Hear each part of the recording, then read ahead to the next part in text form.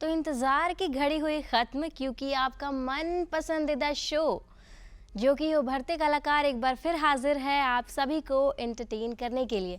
नमस्कार जोहार, मैं नीतिश्री एक बार फिर स्वागत करती हूँ आप सभी का उभरते कलाकार में, जहाँ हम आपको हमेशा उभरते हुए कलाकारों से मिलाते रहते हैं। और आज के सेगमेंट में भी हम आपको मिलवाने जा रहे हैं एक और उभरती कलाकारा से। जी हाँ, उनका नाम खुशी है। वो ओपन माइक्स करती हैं, उन्होंने अपने यूनिवर्सिटी को कंसिस्टेंटली रिप्रेजेंट किया है, साथ ही साथ उन्होंने कई सारे गाने गाए हैं और झारखंडी मूवीज़ में भी उन्होंने प्लेबैक सिंगिंग की है। तो चलिए आज उनसे उनके गाने सुनेंगे, साथ ही साथ उनसे ढेर सारी बातें भी करेंगे। तो सबसे पहले खुशी जी, मैं आपका हमारी सेगमेंट में स्वागत करती हूँ और आपकी टीम का भी मैं स्वागत करती हूँ। और जो सबसे पहला सवाल हम आपसे पूछना चाहेंगे वो ये रहेगा कि आखिर खुशी कौन है? वो जो संगीत के फील्ड में वो किस तरीके से आई? संगीत अगर देखा जाए तो मैंने कोई एक ईयर नहीं है जिससे आए हम। पापा गाते हैं, लिखते हैं, जो कि यहाँ मौजूद हैं।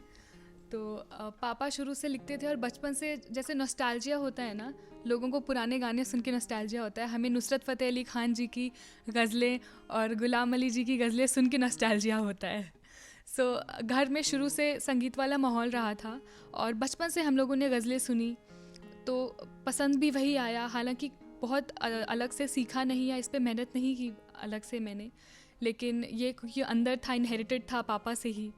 तो दैट इज़ हाउ धीरे धीरे डिस्कवर किया कि हाँ पसंद है म्यूज़िक। फिर लगा कि नहीं, गा भी सकते हैं शायद जी। और फिर गाते गाते यहाँ तक आज पहुँची हूँ। यानी कि घर से आपकी शुरुआत हुई, आपको तालीम आपके घर से ही मिली, स्पेशली अगर आपके पापा से मिली है तो। अभी जो आप जो पहला जो सॉन्ग परफॉर्म करने वाली हैं वो कौन सा है? पहला जो सॉन्ग है ये फना, एक म्यूज़िक वीडियो आया था यूट्यूब पे मानो प्रोडक्शन के अंडर। एंजल लकड़ा जी ने, यहाँ का एक नागपुरी सॉन्ग है। तो हमें क्या है, अभी कोशिश कर रहे हैं लोग कि थोड़ा सा हम अपग्रेड करें, right, we want to move forward. तो उन्होंने अप्रोच किया था इस गाने के लिए, तो मुझे बहुत खुशी हुई कि मैं झारखंड की लैंग्वेज में एक गाना गाऊं जो कि बिल्कुल बॉलीवुड स्टाइल है और काफ़ी खूबसूरत है। तो मैं उसमें एक छोटा सा पार्ट था मेरा, तो वही पार्ट गाना चाहूँगी क्योंकि मुझे बहुत पसंद है। ओके, बिल्कुल।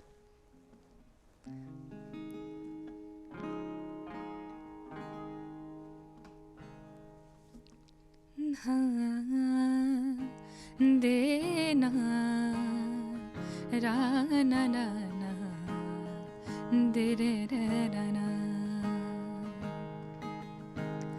हाले मोहब्बत कैसे बताबू, कभी नहीं चाहूँ तुझसे जाबे ना दूर, जाबे ना दूर।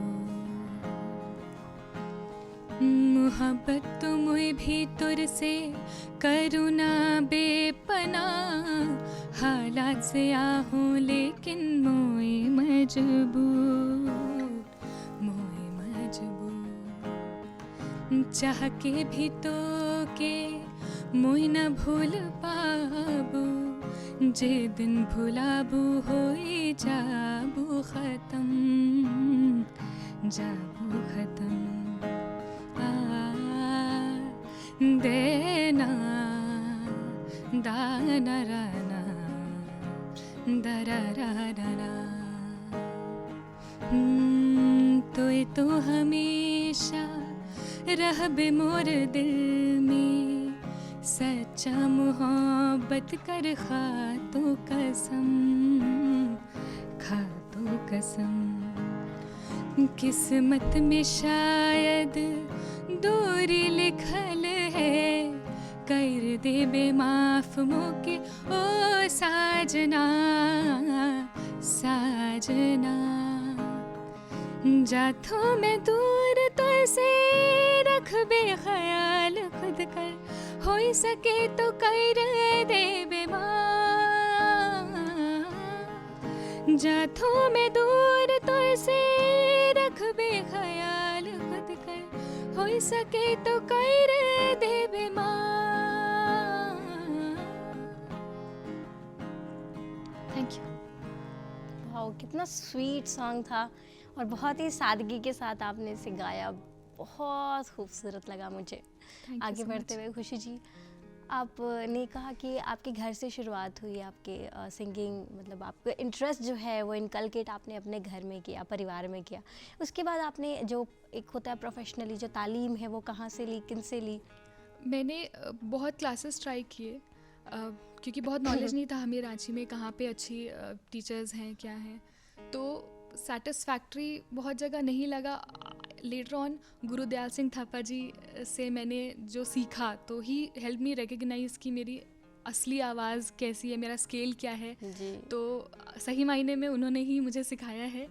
और कोविड के बाद फिर हम शायद उसे कंटिन्यू नहीं कर पाए, जाकि मैं चाहूँगी कि वापस कंटिन्यू करूँ, बट यस, गुरुदयाल सिंह थापा जी ने मुझे तालीम दी है।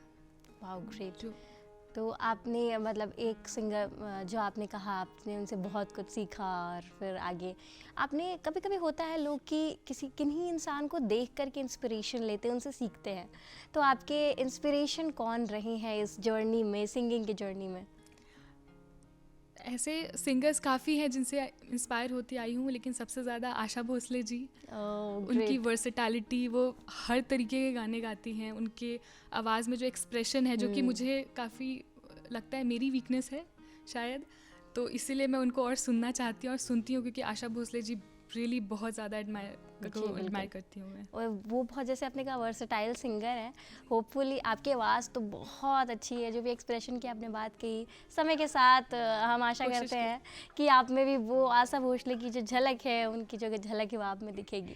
आगे बढ़ते हुए हमारे दर्शक इंतज़ार कर रहे हैं कि खुशी जी अगला गाना कौन सा सुनाएंगे? अगला गाना जो मैं गाने वाली हूँ वो झारखंड की पहली फीचर फिल्म जो आई थी दहलीज, जी उसमें मेरा एक गाना था, सोलो था, तो अगला गाना मैं वो पेश करना चाहूँगी, बिल्कुल। ताकि ये सब तक पहुँचे एंड सब लोग देखें एंड जाने कि हम भी आगे बढ़ रहे हैं, and this is what we are bringing to the audience. Okay. तो गाने का नाम है अब यूं ना तोए मौके।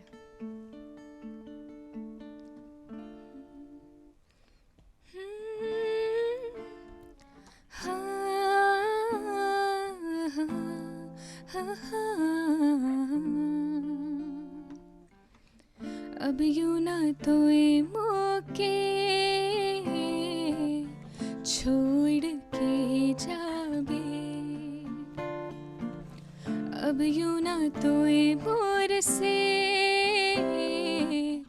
रूठ के जाबे, अब यूं ना तोए मौके छोड़ के जाबे, अब यूं ना तोए मोर से रूठ के जाबे।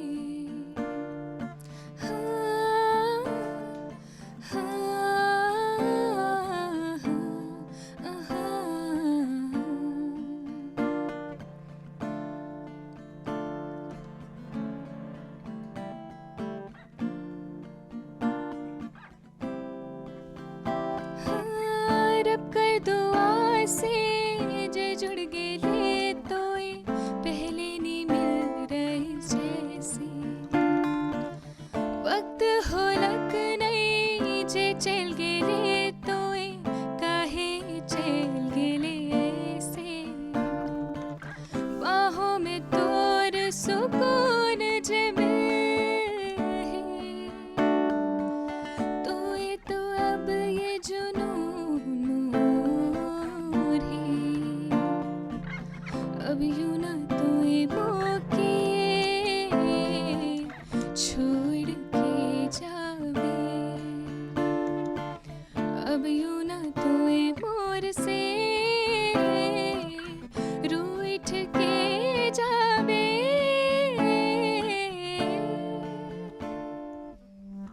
Thank you.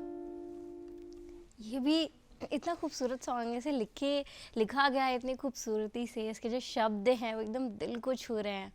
ये आपकी जो सिंगिंग जो स्टाइल है वो मुझे अब पर्सनली बहुत पसंद आ रही है, बहुत बहुत प्यारा, एकदम क्या कहते हैं उसे, जो हम लोग कॉन्सर्ट्स में सुन सकते हैं ना, ऐसे हाथ ऊपर हिलाते हुए, बहुत बहुत खूबसूरत। मैं एक और बात कहना चाहूँगी कि जिन्होंने इस गाने को लिखा है वो हमारे बीच मौजूद हैं। जी। कंपोनिस्ट में जो आए हैं गिटार पे, मनीष जी, इन्होंने ही लिखा है, इन्होंने ही कंपोज किया है ये गाना। जी। और फिर मुझे अपॉर्चुनिटी मिली ये गाना गाने की। नहीं, बहुत अच्छा, उन्होंने गाने के लिए आवाज़ भी बहुत अच्छी चुनी है। Thank you so much. जब आपकी स्माइल देख करके बहुत ही अच्छा लगता है। आप जो गाते हैं तो गाते वक्त जो स्माइल करती हैं तो लोग का जो दिल है वो भी खुश हो जाता है। लेकिन एक स्माइल के पीछे क्या कुछ ऐसी कहानी है जब आपने कुछ स्ट्रगल फेस किया हो या फिर कुछ ऐसा प्रॉब्लम आया हो आपके सिंगिंग करियर में जिससे आप डिप्रेस हो गई हैं? कुछ ऐसा आपके साथ हुआ कभी? सिंगिंग करियर, क्योंकि जैसा कि हम जानते हैं इन पढ़ाई के अलावा जो भी फील्ड होते हैं, करिकुलर की फील्ड होती जी। है, इट इज़ बहुत बहुत मुश्किल है परस्यू करना। बिल्कुल। लोगों को आसान लगता है बट बहुत मेहनत लगती है, उसके बाद भी आपको पता नहीं होता कि आप कहाँ पर होंगे, बिकॉज कंपटीशन है, लोगों को क्या पसंद आएगा नहीं आएगा। तो वो अगर उसके बेसिस पे खुद को आंकें तो हमारा कॉन्फिडेंस हमेशा थोड़ा सा हिलता कमज़ोर रहेगा, रहता कमज़ोर है। ही रहेगा। तो मेरी हालांकि पर्सनली कभी हिम्मत नहीं हुई कि मैं सब कुछ छोड़कर सिर्फ म्यूज़िक पे कंसंट्रेट कर पाऊँ। तो पहले पढ़ाई रही, फिर अभी जॉब है। मुझे लगा शायद आसान होगा बट वो उल्टा मुश्किल होता जा रहा है। साथ में इसको परस्यू करना, पढ़ाई के साथ परस्यू करना भी मुश्किल था, बट अब लगता है कि जॉब से तो कंपैरेटिवली ईजियर था। हाँ। लेकिन क्या है कि ऐसी चीज़ है कि आपके अंदर है ना, आप उसे निकाल सकते हैं ना उसे आप अपने अंदर रख सकते हैं। तो स्ट्रगल जो है वो ऑनगोइंग है, अभी भी चल रहा है। कोविड में ऐसा हुआ था कि मुझे लगा कि शायद मैं इस फील्ड के लिए नहीं बनी हूँ, शायद मुझे नहीं गाना चाहिए। तो मैंने सब कुछ छोड़ दिया। उसके बाद गुरुजी को वापस कांटेक्ट भी नहीं किया ज्वाइन करने के लिए। एंड मुझे लगा कि ठीक है, अब इसको रखते हैं, मैं पढ़ाई और जॉब में ही अपने फील्ड में कुछ परस्यू करती हूँ। लेकिन 1 साल 1.5 साल म्यूज़िक बिल्कुल छोड़ा मैंने, लेकिन सामने से अपॉर्चुनिटीज़ आते रहे, मौका आते रहा इवेंट्स का, गिग्स का। And then I was like नहीं, इसे छोड़ नहीं सकते, इसे दबा के नहीं रख सकते अंदर। तो अभी जितना पॉसिबल होता है, जहाँ भी मौका मिलता है, मैं ज़रूर जाती हूँ, ज़रूर गाती हूँ और धीरे धीरे काम कर रहे हैं। तो स्ट्रगल आई थिंक जब तक है तब तक रहेगा म्यूज़िक फील्ड में। और गाने में खुद की स्टाइल्स ट्राई करने में, टाइम के साथ अपडेट करने में। मैं गज़लें गाती थी, सिर्फ गज़लें सुनती थी, मुझे वही पसंद है अब, या फिर लता मंगेशकर जी की पुराने गाने। जी। लेकिन आजकल जो अपडेटेड सॉन्ग्स आ रहे हैं उसमें भी आना ज़रूरी है। आजकल के स्टाइल में गाना भी ज़रूरी है ताकि लोग सुने। अगर मैं आज फेमस होती हूँ तभी मैं जो गाती हूँ पुरानी गज़लें उनको भी मैं गाऊंगी तो शायद लोग सुनेंगे। बिल्कुल, ये जो आपने बात कही ना, बहुत सही कही है। तो इसीलिए मैं चाहती हूँ कि आजकल के जनरेशन से भी जुड़ूँ और पुरानी जो खूबसूरत चीज़ें हैं, जो गाने हैं, जो गज़लें हैं, उसे भी मैं रिप्रेजेंट करूँ, आगे लेकर आऊँ। सब चीज़ को मिक्स करके आप मतलब एक फुल पैकेज बना के धमाका बनना चाहती है म्यूज़िक के फील्ड में। I appreciate that. आपने गज़ल का नाम लिया तो अब हमारे दर्शक आपसे गज़ल सुनना चाहते हैं। कौन सी गज़ल जी, आप बिल्कुल। सुनाएंगे? जैसा कि मैंने कहा, पापा ने ही शुरुआत की, पापा से ही सब कुछ आया है। तो पापा ने एक बहुत खूबसूरत गज़ल लिखी थी और बड़ा अजीब सा कॉम्पोजिशन है इसका जो मतलब आप इसे सुनते रहेंगे बार बार। तो ये पापा की ही लिखी और कंपोज की हुई गज़ल है, चुप रहो मैं तेरे ख्याल में हूँ। Oh wow.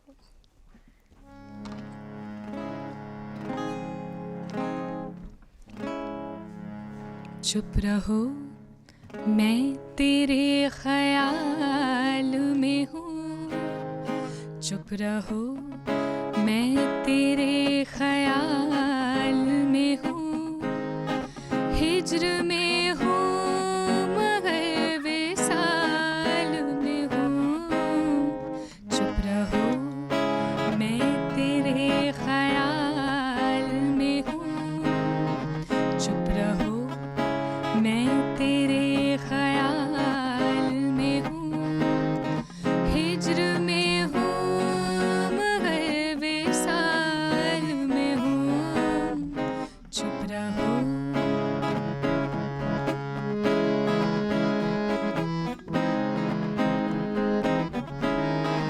तुझसे तेरी शिकायतें करके, तुझसे तेरी शिकायतें करके,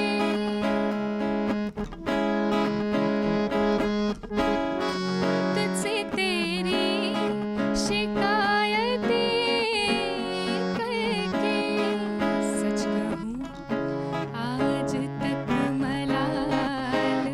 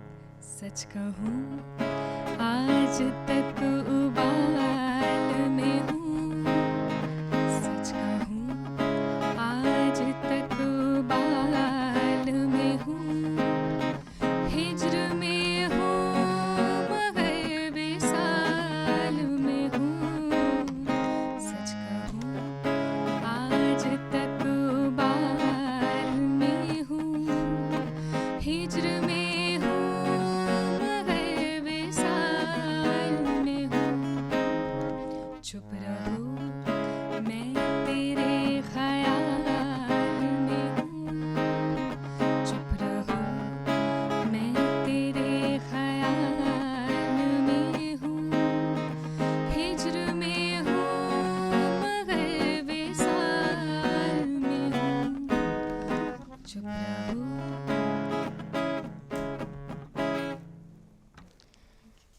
आपने कहा ये गाना अजीब है, मुझे अजीब तो बिल्कुल नहीं लगा, लेकिन इतना प्यारा मुझे गाना लगा है। और एक और चीज़, आप जब ये गाना गा रही थी तो आप जो चुप रहो जो आपका वर्ड था, आपने एक बात कही थी पहले कि आपकी आवाज़ में एक्सप्रेशन नहीं है। मुझे तो नहीं लगा इस गाने में इतनी खूबसूरती से आपने जो चुप रहो, जब आप बोलती हैं फिर आप रुकती हैं, तो वो एक्सप्रेशन नहीं है तो फिर क्या है? ये तो कॉम्पोजिशन का कमाल है। जी चुप बिल्कुल, रहो। ये तो चुप रहो है, बट फिर भी आपने जिस तरीके से गाया है, गाने का लहजा बेहद ही खूबसूरत है, साथ में जैसे लिखा गया है वो भी बहुत खूबसूरत है, बहुत मज़ा आया सुन करके। ये एक ऐसा सॉन्ग है जो आपने कहा हम बार बार एकदम सुन ही सकते हैं, बिल्कुल सुन सकते हैं। आगे बढ़ते हुए खुशी जी, ये मैं आपसे जानना चाहूँगी कि जब आप सोच रहे थे कि आपने बताया जैसे आप करियर और सिंगिंग के बीच में आप चूज़ कर रहे थे, तो फिर किस तरीके से कोई एक ऐसा इंसिडेंट रहा जिससे आपको लगा कि मैं दोनों में अच्छा कर सकती हूँ, मैं दोनों को लेके चल सकती हूँ, कि कुछ ऐसा कुछ रहा क्या? जी, एक्चुअली 14 फेब को मुझे एक पुराने फ्रेंड के थ्रू कांटेक्ट आया कि आप एक गिग है उसमें फ़ीमेल सिंगर की ज़रूरत है, तो क्या जी। परफॉर्म करना चाहोगे? तो मुझे लगा ठीक है, 14 फेब का कुछ प्लान था नहीं तो कर सकते हैं। तो ऑफिस के बाद उन्होंने बोला कि शाम का इवेंट है, अक्सर इवेंट शाम को होते हैं, तो ऑफिस के बाद आप आ सकते हो। प्रैक्टिस हमारी कुछ हुई नहीं थी, उन्होंने बोला कि मैं जो गाऊंगा आप साथ में गा लेना, कोई दिक्कत नहीं है। तो बिना प्रैक्टिस के ऑफिस के बाद ऑफिस में रेडी होके मैं गई, और वहाँ पे जब हम लोगों ने परफॉर्म करना स्टार्ट किया, शुरू में तो मुझे बहुत मज़ा नहीं आ रहा था, मुझे लगता मैं कंट्रीब्यूट नहीं कर रही हूँ, मेल सिंगर ही गा रहे हैं बार बार। उसके बाद धीरे धीरे उनको, जो ऑडियंस थी वो बहुत अच्छी थी, उन्होंने ही मुझे चीयर अप करना शुरू किया।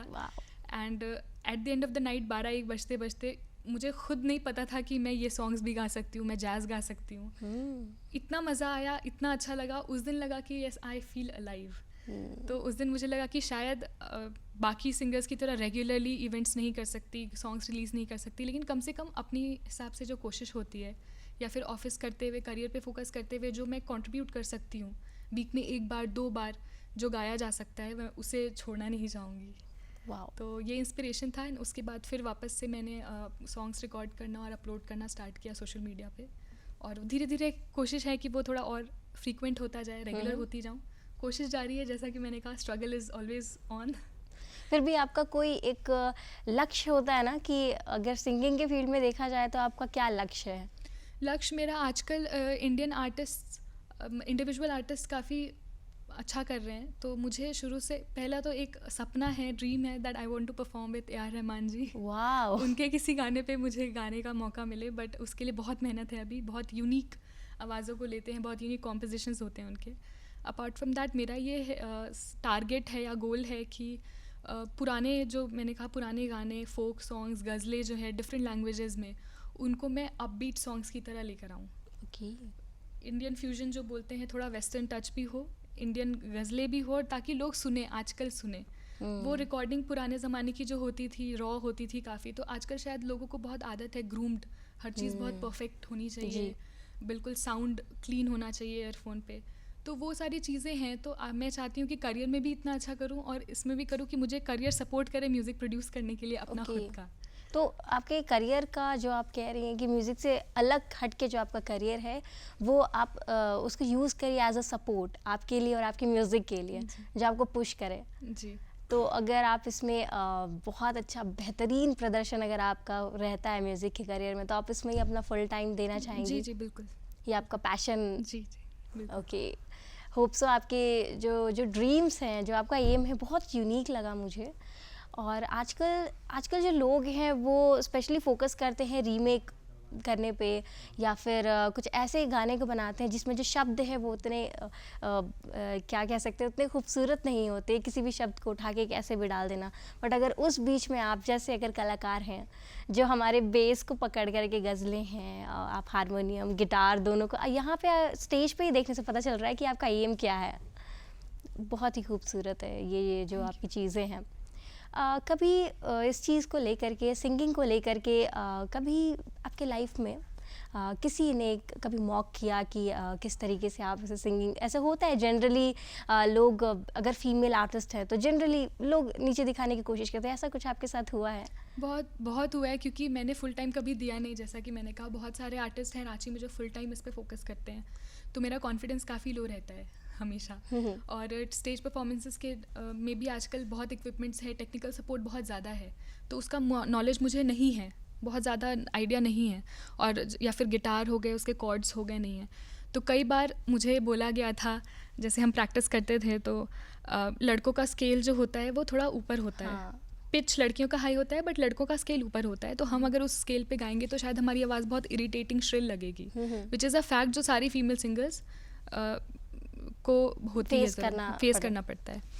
तो इसी दौरान क्या होता था कि जब हम प्रैक्टिस करते थे तो एक ग्रुप में मैं फीमेल सिंगर थी यूथ फेस्टिवल में, जैसे मैंने बताया। तो कई बार सीनियर्स कहते थे कि मैंने स्केल आप थोड़ा एडजस्ट कर सकते हो ताकि दोनों के लिए कंफर्टेबल हो। तो वो लोग अक्सर मुझे कहते थे कि तुम एक ऑक्टेव नीचे गा लो तुम 7 सुर नीचे गा लो, कोई दिक्कत नहीं है। तो उसमें आवाज़ दबेगी, आवाज़ आएगी नहीं, मैं अपना टैलेंट नहीं दिखा पाऊंगी। कई बार ये बोला गया, फिर मैं गई एक हफ्ते तक घर में, नहीं मैं स्केल पे पहुंचूंगी, जिसमें गुरुजी ने भी बहुत हेल्प की। तो वो अक्सर होता है जब मैं इस फील्ड में फुल टाइम नहीं हूँ, तो मुझे काफ़ी बोला गया कि हाँ तेरे को टेक्निकल नॉलेज नहीं है, तुम्हें ये नहीं पता क्या होता है, एफ शार्प नहीं पता क्या होता है। नहीं पता, बट मुझे पता है कि मुझे जो काम करना है वो मैं कर रही हूँ और धीरे धीरे सीख रही हूँ। आपने बिल्कुल सही कहा। आपसे इतनी सारी बातें जान ली है, अब समय की थोड़ी सी कमी है तो बातें तो हम आपसे करेंगे, लेकिन अभी आपसे हमारे दर्शक एक और गाना सुनना चाहते हैं। बताइए आप क्या सुनाने वाली हैं? ये जो गज़ल है, एक और गज़ल से ख़त्म करना चाहूँगी मैं आज। ये भी पापा ने लिखी है, पापा ने ही कंपोज़ की है, और इसका नाम है मेरे हमनशी देख। ये भी कॉम्पोजिशन थोड़ी अलग सी है वो आपको सुनने के बाद पता चलेगा।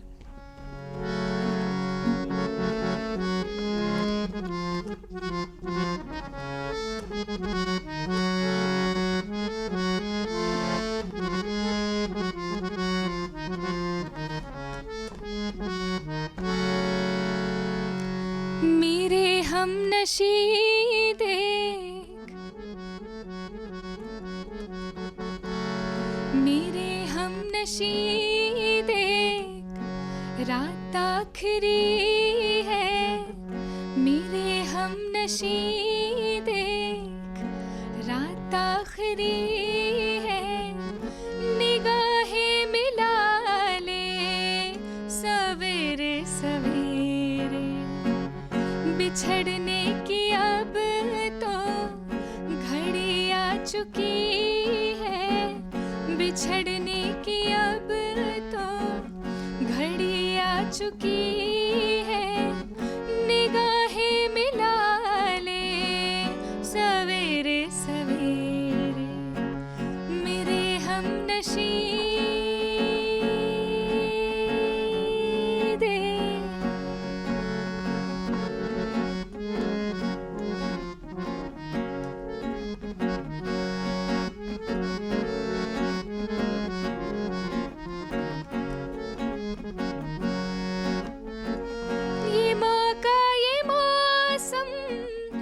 मस्ती का आलम,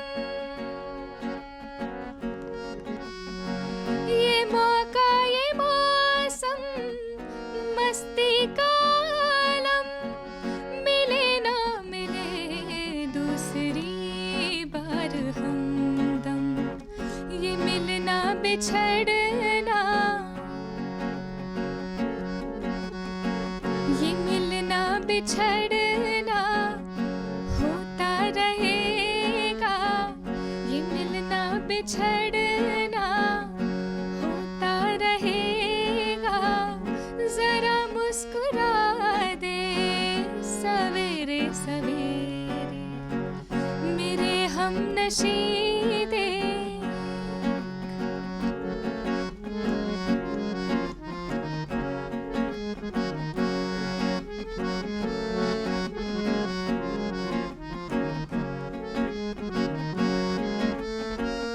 तुझे सौंपता हूँ ये नगमा हमारे, तुझे सौंपता हूँ